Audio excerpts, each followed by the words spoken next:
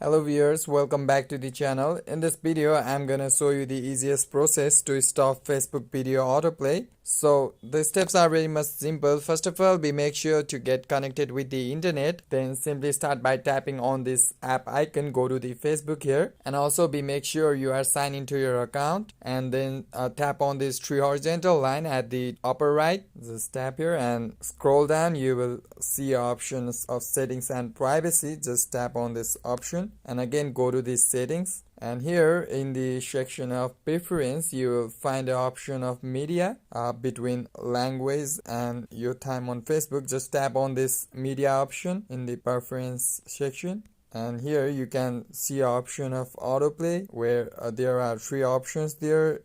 You can put it on never autoplay videos in order to stop Facebook video autoplay, or you can tap on this on Wi-Fi only if you wanna autoplay your video in Wi-Fi connection only. So I'm going with never autoplay video in order to stop Facebook video autoplay, and just tap on this back button again. That's it, your Facebook video autoplay has been stopped now. So this is how simply you can stop your Facebook video autoplay. So hope this video helped you a lot, and please make sure to like, comment and subscribe this channel as well before you go. Thank you for watching this video.